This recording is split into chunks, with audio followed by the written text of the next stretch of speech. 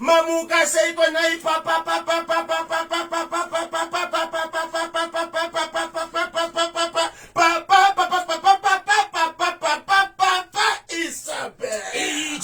chopadi muri yeZimbabwe. Yes. Kungofunza kangu chirango. Chopadi chilipondi chekutikana mukatira muri mukati kufamba nendefanyuro. Muri yeZimbabwe.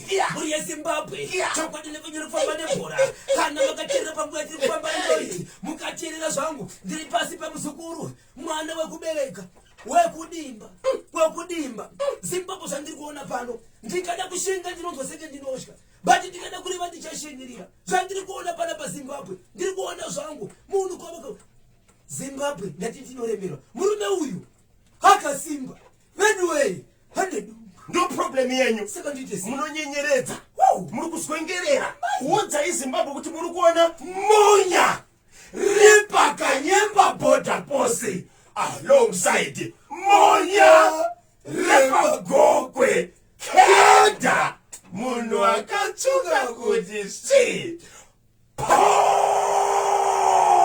rikiti bu ayaya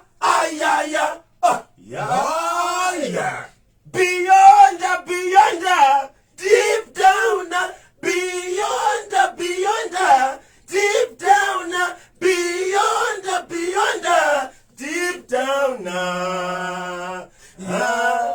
yemeni wo varoya vana piro mumba iwe nasi makabatira kwa muri yeZimbabwe.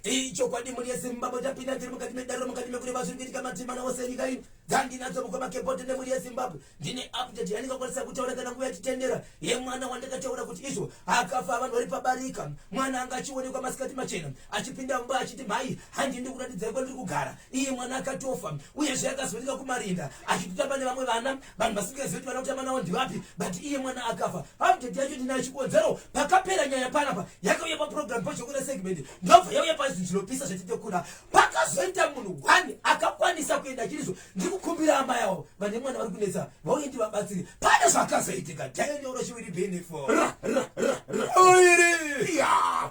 ndosimuka mukomakepoti nemuri yeZimbabwe. ndiri mukati mekufambedza nekureva ndakataura mari mwezuro chepai chepabashavapa chemurandakadzi ari kuitisa kiu varume padhoo achishevedzera kuti izvo pindai zvenyu makarerukirwa parudo neni mese muchakwana. Wani murume akatirwa nehama dzake akasvika pakuzvidambura kana kuti kuzicheka mutezo wakavanzika. Aiwa zvina kukumbira ipapo muri yeZimbabwe. Aripo umwe zvakare murume akanwa poison kutaura kuno kwatiri kuita ari muchipatara zvakare, but iye mukadzi uyu pakatakurwa munhu ari kuti handinei nawo handina wandakadana pano Daniel Roshi utungamiriri wemunzvimbo yandiri kutaura wakafanana newahurumende umwe wapindira panzvimbo yekuti ukwanise kutaura namai ava. Hey, Sibinite.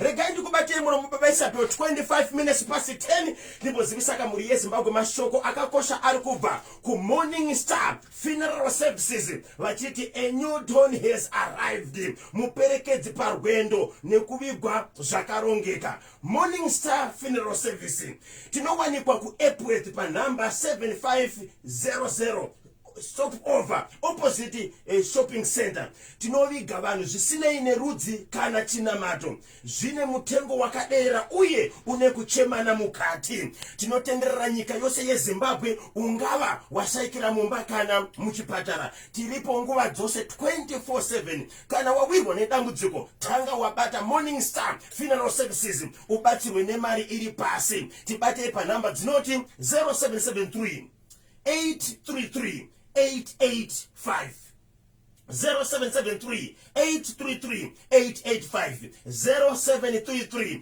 833 885 kana 0772 424-068 0772-424-068 0772-424-068. Morning Star Funeral Services muperekedzi parwendo nekuvigwa zvakarongeka 26 minutes past 10. Baba Isabel nyudza igejo icho kwadi muri yeZimbabwe ndapedza kuwapa ma-highlights kanti ma-headlights ezviripitika mukati menyika ino. Chipo chatimokobakebhadhi nemuri yeZimbabwe chiri mukati meguta reHarare chakaitika paIfields apa. Zvandiri kutaura ndezvanezuro murume kana kuti munhu wechirume ari kuenda panguva yevanhukadzi kuti ari murume mati kudii murume ari kuenda panguva yevanhukadzi but ari murume akura sei atori murume atori nemhuri asi ataura kuti atizivisa ane mhuri here but masvikiro akaita mukati menzvimbo yeIfields pavanhu vakanga vari paari akatozokwanisa kutorwa nemapurisa vachibva vaenda naye. Kana ndakwanisa pazuva ranhasi chanokwanisa kunopedzisa nyaya dzacho tiri mukati mekureva naye but pandataura apa ndo zviri kuitika mureza ndichakuudza kuti chii chakaita kuti aende ipapo. nthawe ziri kudiyana chipinga chodhadhama tinhumurani icho kwadi muri yeZimbabwe ndiri mukati mekufamba nekupapedza tiri kuitika matimana wose enyika ino paka hey mukobakebhadhi tikabuda mugweru takuenda kubulawayo right patinodarika napa nepapi Shangani apo neke pane rudi yakati yebo right ipo paipa Shangani paipai pabva paita nyaya mukobakebhadhi yababa vane purazi vachigara ipopo vaine purazi ravo ndokugara bababa ndokubva vaitabarika ndikuti vananosvika ivo 12 mukadzi mumwe wachibvaramba ndikubva aenda ndokusara vari baba but vana vavo vese hakuna akaenda vakangotsvaga nzvimbo yekuti vanangu apa vakayapa garai apa zvese ndisenge ndichikuitirai for sure vanavo vakasvika chemecheme kuchikoro vanga vachienda chikafu vanga vachiwana but amaivo vakaita sei vakaenda. Mukadzi mukuru aripo mukadzi mukuru uyo ane mwanakomana wake anova ndiye mwanakomana mukuru anogara pambapa.